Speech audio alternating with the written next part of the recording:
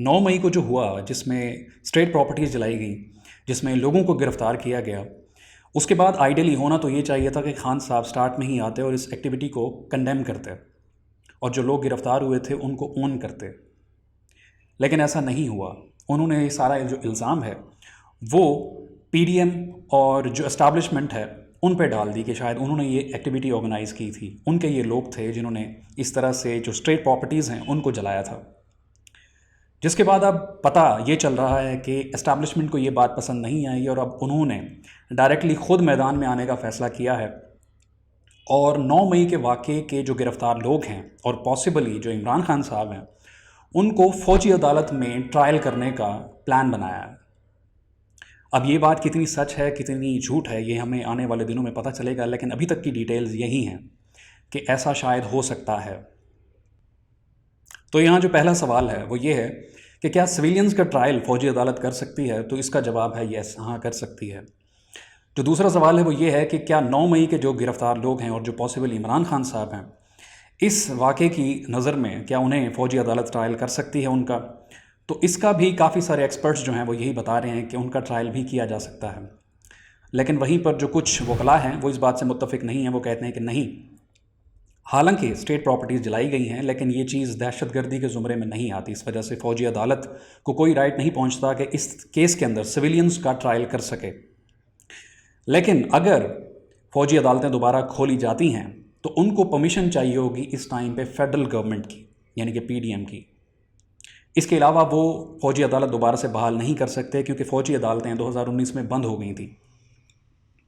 और बज़ाहिर यही लगता है, जिस तरह से जो हुकूमती नुमाइंदे हैं वो खामोश हैं और जब से फ़ौजी अदालतों के लगने की दोबारा बातें हो रही हैं तो किसी हुकूमती नुमाइंदे ने अभी तक इसकी नेगेशन नहीं की और इसको कंडेम नहीं किया कि फ़ौजी अदालतें जो हैं नहीं लगनी चाहिए। तो इससे बज़ाहिर यही लगता है कि अंदर ही अंदर जो हुकूमत है वो आर्मी को इजाज़त दे चुकी है कि फ़ौजी अदालतें दोबारा से बहाल की जाएं और जिसके अंदर ये जो 9 मई के जो वाक़यात के जो गिरफ़्तार लोग हैं उनका ट्रायल किया जा सके।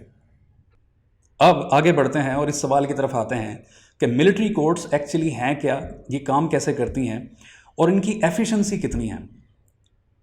तो होता कुछ यूँ है कि 2014 के पेशावर एपीएस के सानिया के बाद नेशनल एक्शन प्लान के तहत आर्मी एक्ट 1952 के अंदर 21st अमेंडमेंट की जाती है, जिसके बाद जो हुकूमत और जो कोर्ट्स हैं वो मिल बैठकर ये फ़ैसला करते हैं कि जो आर्मी है उसको फ़ौजी अदालतें कायम करने की इजाज़त देनी चाहिए ताकि जो दहशतगर्दी के मामलात हैं और उनके जो केसेस हैं उनको जल्द से जल्द निपटाया जा सके।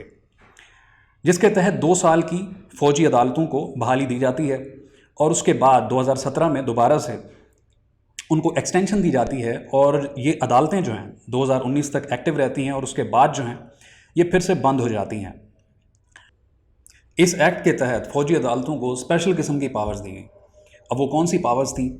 जो सबसे पहली पावर दी गई वो ये थी कि आम अदालतों के बरक्स जो इन अदालतों के जजेस थे, जो कि आर्मी ऑफिसर्स होते हैं, जनरली लेफ्टिनेंट कर्नल या उसके ऊपर के रैंक के, उनके लिए लॉ के एक्सपीरियंस की या लॉ की डिग्री की कोई रिक्वायरमेंट नहीं थी।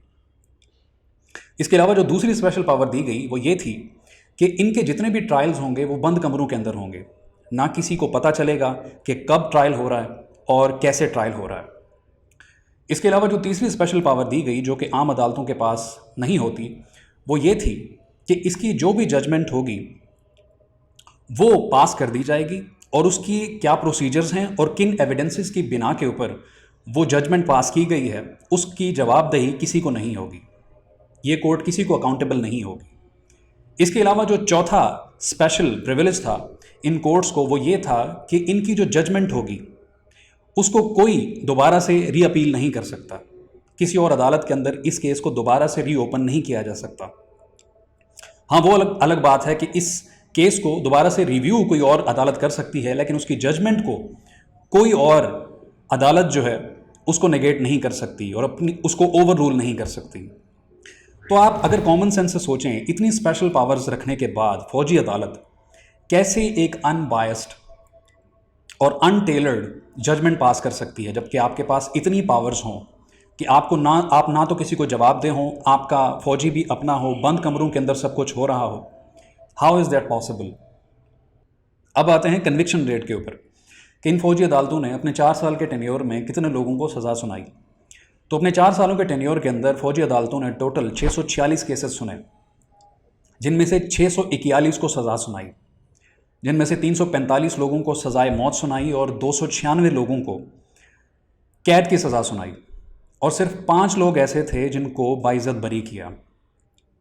तो इन स्टैट्स को, इस कन्विक्शन रेट को देखने के बाद हमें यही अंदाज़ा होता है कि आर्मी जो है वो अपने शकूक व शुबहात में और अपने अरेस्ट के अंदर कितनी परफेक्ट है कि जिस इंसान को वो जाके अरेस्ट करती है वो आगे से टेररिस्ट ही निकलता है।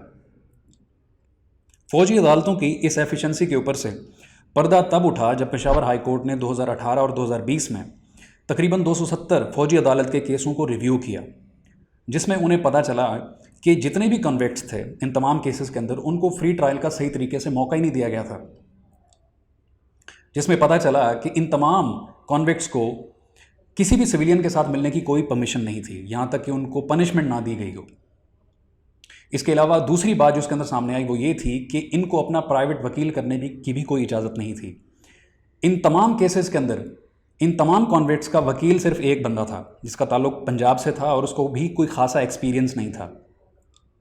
इसके अलावा तीसरी बात जो नोटिस की गई वो ये थी कि इन तमाम केसेस के अंदर जो एविडेंस था वो कन्फेशनल स्टेटमेंट थी, और ये जितनी भी कन्फेशनल स्टेटमेंट्स थी उनकी जो राइटिंग थी वो सिमिलर थी और उनकी जो टोन और स्टाइल था वो भी सिमिलर था।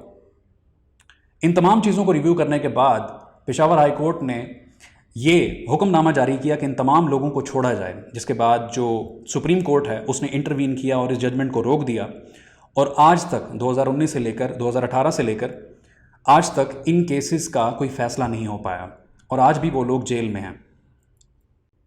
तो ये है वो निज़ाम जिसको सपोजिडली जो हुकूमत है और इस्टेब्लिशमेंट है जो कि बातें चल रही हैं जिसको नाफिज करना चाहती है, जिसमें जज भी खुद, वकील भी खुद, अपील का हक भी किसी को नहीं और अकाउंटेबिलिटी भी किसी को नहीं। और अगर 9 मई के इन तमाम गिरफ्तार लोगों को इस जुडिशल सिस्टम के अंदर इसको ट्राई किया जाता है तो आपको क्या लगता है कि एक जज जो कि इस ट्रायल को ओवरसी कर रहा है, जिसने जजमेंट देनी है, वो उसी इदारे का बंदा है जिसकी प्रॉपर्टीज़ जलाई गई हैं और वो चीफ को जवाबदेह है, तो आपको क्या लगता है कि ये ट्रायल्स कितने फेयर होंगे? और ये क्लासिक एग्जाम्पल है कि किस तरीके से जो लोग होते हैं वो सियासी खेल के अंदर यूज़ किए जाते हैं। अब वो तमाम लोग जिन्होंने ये प्रॉपर्टीज़ जलाई, जिन्होंने वहाँ पे हंगामे किए, अब उनको गिरफ़्तार किया गया है। अब हालत ये है कि ना उनको पीटीआई वहाँ पे ओन कर रही है और ना ही उनको पीडीएम या एस्टैब्लिशमेंट ओन कर रही है। और अब अगर ये अदालतें लगती हैं, उनके अंदर उनका ट्रायल किया जाता है, तो उनके साथ जो होना है वो आपको भी पता है, मुझे भी पता है। इस कन्विक्शन रेट के साथ उनका बचना बहुत मुश्किल है। अब इतनी कम उम्र के साथ, इतनी कम उम्र के अंदर जब उनके ऊपर केसेस चलाए जाएंगे तो उनकी सारी ज़िंदगी बर्बाद हो जाएगी। और जहाँ तक हुकूमत की बात है, अगर हुकूमत दोबारा से इन फौजी अदालतों को बहाल करती है इमरान दुश्मनी के अंदर कि इमरान खान को किसी तरीके से टफ टाइम देना है, तो ये एक नया प्रेसिडेंट सेट होगा पॉलिटिकल परसिक्यूशन का थ्रू मिलिट्री कोर्ट्स। और ये हुकूमत को याद रखना चाहिए कि अगर वो ये नया प्रेसिडेंट सेट करती है तो इन फ्यूचर जब वो शायद वीक होगी या पावर के अंदर नहीं होगी, तो यही हथकंडा उनके खिलाफ भी फ्यूचर के अंदर इस्तेमाल किया जा सकता है। Thank you very much.